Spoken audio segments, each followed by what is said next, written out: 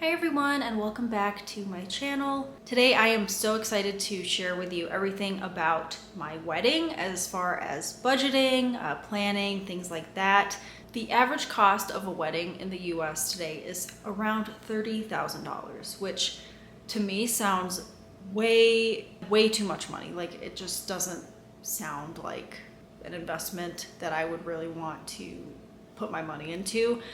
Just because it is one day and the stress of planning, everything when it comes to wedding planning was not something that I was personally too excited about. So I was really trying to keep it at a budget of under $10,000, which is much cheaper than the average of $30,000.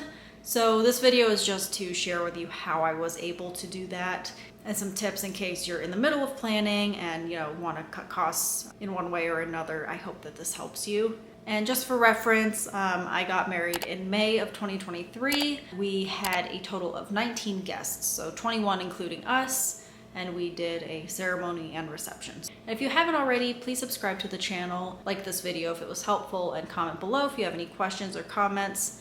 So let's start with the venue, since that's typically the first thing that a couple will book when they are planning their wedding. My husband and I were clueless about where to start with this. Most of our family lives in New York, some of my family lives in Japan, and we live in Colorado. So everyone's kind of spread out, so we weren't really sure where we wanted to have the location.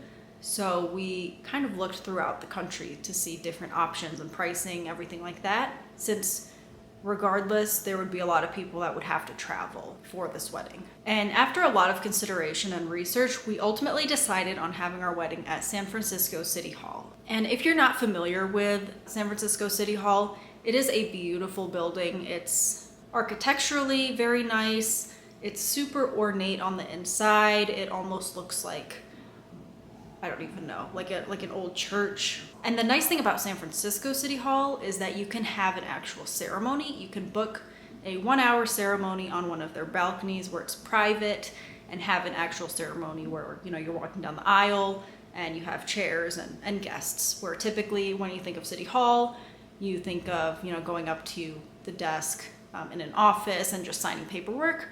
So this was a lot more like a traditional wedding than an elopement. Also, since we did have our 19 guests, we were able to seat everyone there and have that kind of traditional aspect of the ceremony. The building is open to the public Monday through Friday, so it's not completely private like a traditional ceremony would be, but it was private enough. We didn't hear any outside noise or anything like that. All our guests just talked about how wonderful this building was, since when we initially told them we were getting married at City Hall, that's definitely not what they were picturing. Yes, so we did our ceremony on the 4th floor, North Gallery, for 1 hour. And we did that on a Monday morning, so it was at 9 a.m. The cost for the ceremony was $1,157.50. So that is for the 1 hour of private balcony time plus the chairs. And then on top of that, the license fee to get married is $113. That's something that I'm sure you're gonna have to pay for no matter where you get married, since that's what you need to actually make it legal. And then also we decided to hire a violinist and cellist for our wedding because we weren't allowed to have speakers or anything like that. So it was either I walk down the aisle in silence or we have musicians. So of course we did the musicians. And for the hour, it was $341. And I think it was really worth it because they did an excellent job for the entire hour. It made it just a lot more like elegant and classy just having musicians there. So yeah, totally worth it. We hired our musicians from the San Francisco Conservatory of Music, I believe. So from a music school, they're students, but they know what they're doing. They're perfect. So if you're in the same position, I highly recommend them. And then, like I said, with San Francisco City Hall, it is so ornate, and the decorations within the building, backgrounds and everything were so perfect as it is. We didn't need any kind of decorations, or we didn't have to get like a wedding arch that some people do for ceremonies. No additional flowers, nothing like that. It was just fine as it is, which definitely helped us save money. All right, so for me, this is one of the most important aspects of having a wedding, and that's the photographer. So it was really, really important to us that we hire the best photographer, someone that really knows what they're doing and is able to guide us in the right direction, since neither of us are very comfortable in front of a camera, even though I'm doing this. It is awkward, like I don't know how to pose correctly and stuff when taking photos. I need a lot of guidance with that. And we found the perfect photographer. She did the best job. I have no complaints. She's excellent at what she does. She specializes in San Francisco City Hall. So she's probably been in there hundreds, if not thousands of times doing this. So she knew all the locations to take the photos, the best lighting, the best angles, everything. And she really helped like tell me what to do as far as posing. So our photographer was Helena Wong, in case you're interested. And we hired her for 2.5 hours. So we hired her for the hour before the ceremony for us to take photos together, and then during the ceremony, and then after the ceremony. And the ceremony was only like 15 minutes, so we had a lot of time to take photos like with family, and then some more couples photos as well throughout the City Hall building and a few outside as well. So with photographers, it can definitely get super pricey, especially if you have a traditional wedding where you will likely have a photographer for the entire day, you know, from getting ready to the end of the night. That can be, you know, easily $10,000, I think. But since I didn't really care about having a photographer during our reception portion, we just had her for the 2.5 hours, and the total was $2,750 for those 2.5 hours, which seems a little steep maybe, but the quality and quantity of the photos that we got back from her were great. We got the sneak peeks within 24 hours of our ceremony, which I was not expecting. And then we just got our full album back a couple days ago. So it was around 6 weeks after.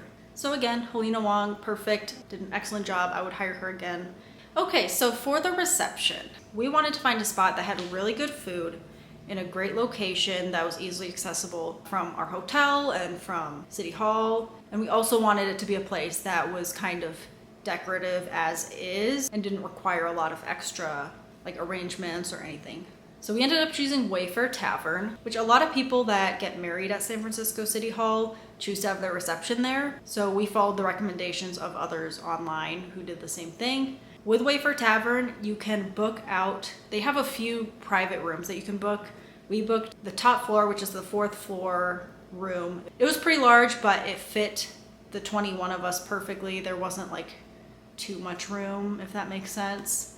And it had a great view of the Transamerica Tower from the skylight. And it was just very, I don't know what the word is, very, well, you could just see the photos here. Very classic. So that was great. The food was super good. And since we had our ceremony in the morning, we chose to do a lunch reception. So we served lunch and canapes and like cheese boards, stuff like that. Throughout the 4 hours that we had the room for. It was great because we had our own bartender, and there were a couple like servers and wait staff that were up there as well. So they did a really good job with like timing and getting everyone's drinks quickly, and it was just like a very good atmosphere. Our guests really enjoyed it. Everyone keeps talking about the food, and I thought it was great. Also, yeah, our servers and bartender did such a great job. We were really impressed with how well they did. And yeah, so with the drinks, a lot of times for receptions, you just pay like a drink package. So you pay basically per person per hour that you're serving drinks for. But for Wayfair Tavern, you just pay per drink. And the drinks were kind of on the pricey side, to be honest. I think they were around $15 each. And of course, at a wedding, people are gonna drink a lot. So I don't remember what the total for the drinks were on their own, but combined with the food and the service and then booking the room itself for the 4 hours came out to $4,384.45, including the tip. So I think that's a pretty good deal just based on the quality of the place and the service that we received. So of course I can't film a video about my wedding budget without talking about my dress. So I've always been into the very simple wedding gowns. I don't really like a lot of lace or like the big poofy style dresses. I just like simple, like satin material is what I have always gravitated towards. So I found the perfect dress. It was exactly that, simple satin dress with a little bit of a cowl neck. And luckily, that style of dress that I found was very reasonably priced. People I know can spend in the thousands of dollars on their wedding dress, and that's great if you want to do that, but I personally didn't want to do that just because I know I'm never going to wear that thing again, and it's just going to take up space, and I can just think of so many other things that money can go towards that I would rather just buy something cheaper. And I'm very lucky in the fact that the style I liked was something that is typically cheaper anyways. So I actually found my dress on Poshmark and I paid $172 for it, which is, yeah, a fraction of like the $2,000 plus dresses that commonly see people buy. And so in case you're curious, the dress I bought is from Fame & Partners. It's the strappy draped gown in white, of course. Typically that dress runs for around $300 on their website. Sometimes they have sales and whatnot, but I was able to find it on Poshmark. It was the perfect size, perfect length. I did not need alterations at all, so I might have just been lucky in that aspect. But with Fame & Partners, when you order it online, you give all your measurements, so they make it to order, so you shouldn't need alterations anyways. And the dress was still brand new, and I bought it on Poshmark. The person that sold it to me, I think, had it as a backup dress or something and decided not to wear it for her wedding day, so then I got to wear it instead. And then for my shoes, I also luckily found them on Poshmark. I was looking specifically for the edelman jade strap sandal, since they're pretty tall. I think they're 4-inch heels, and they were just kind of the look that I was going for that would match this dress.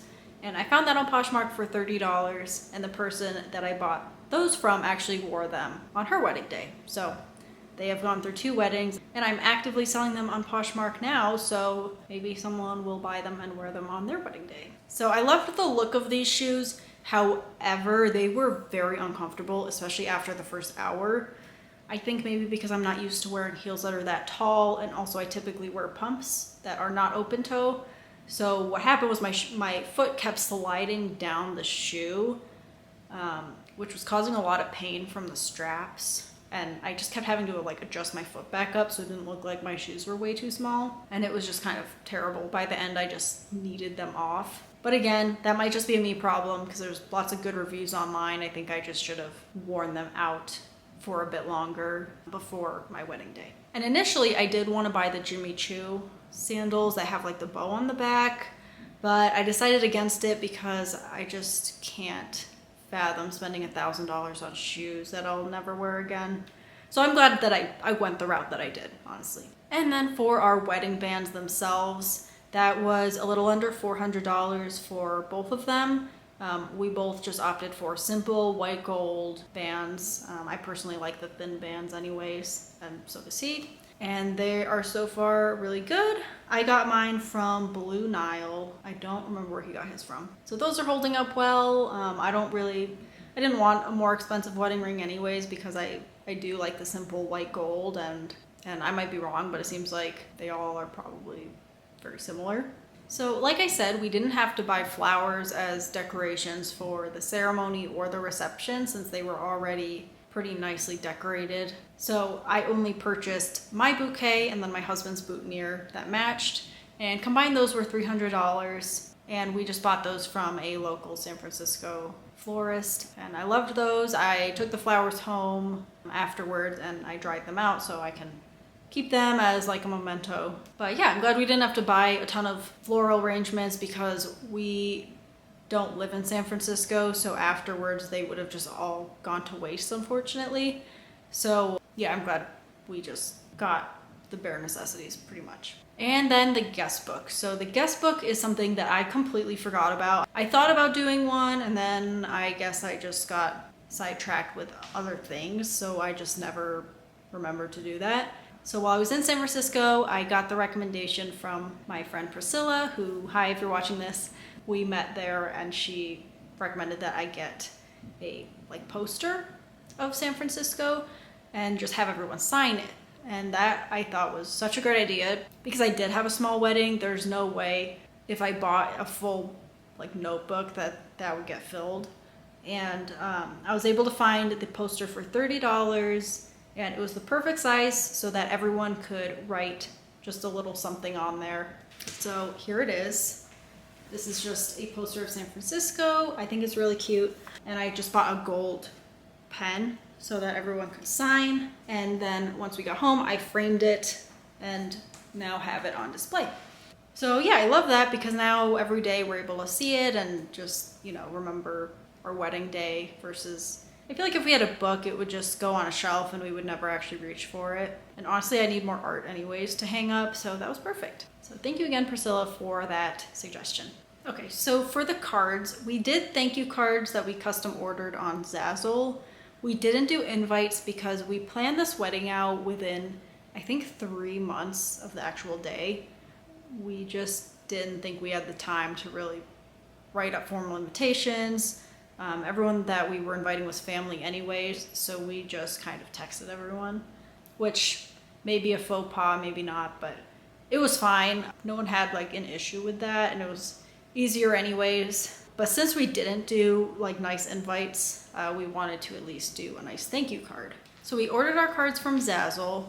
They came within a week of ordering it, and we tried to order them soon after the wedding since we already had some photos that we could use for the cards. So this is what we did.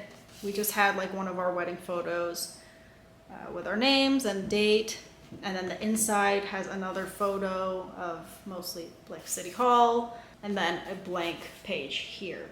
So we kept this blank because we really wanted to write out like a full letter to each person that came, just because everyone did have to travel for this. I even had family from Japan fly all the way to San Francisco, and we just wanted to really express our gratitude. I thought these cards were perfect for that. The quality of the paper is really nice too, and they came with envelopes and everything. So if you're looking for invites or thank you cards or save the dates, I would recommend using Zazzle. The total for that was $71. There's a promo code going around, I think because it was the first time I used the service. So we got a bit of a discount, and that was the price for 25 cards. So if you've made it this far, thank you. I just want to share that the total amount that we spent on our wedding was $9,748.95. So we were able to keep it under that 10,000 mark. Not by a lot, but that's fine. I'm glad that we didn't go over it. We were still able to have a really memorable, perfect day, especially with inflation. Things are costing a lot more nowadays, so I'm surprised that we were able to actually keep it at our budget of $10,000. Would I have done something differently, you know, after the fact? No, I would do it this exact same way again.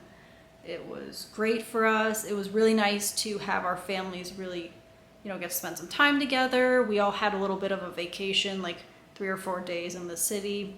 And yeah, I only have good memories. It was just a really special day for us. And I'm really glad that we kept it on the smaller side, just because I get very anxious and stressed easily.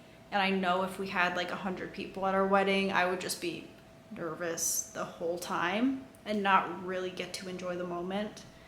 Versus, you know, we just had our closest family members that we're all comfortable with. And yeah, it was just like a really great time. And I guess one of my takeaways is that, yes, we could have afforded a larger wedding, you know, like a classic $30,000, $40,000 wedding. Technically, we can afford that, but we just didn't want to. I personally obviously love budgeting, so I had no problem setting a budget. And just because we can afford it doesn't mean we should. Like, there's so many other things that money's gonna go towards now. So I hope you found this video helpful. If you did, please let me know. And if you have any questions or want me to go into more detail about any part of my wedding, just let me know. I'd be happy to answer, especially if you are in the position where you're planning one. I'd of course be happy to help. So thanks so much for watching, and I'll see you guys in my next video. Bye guys.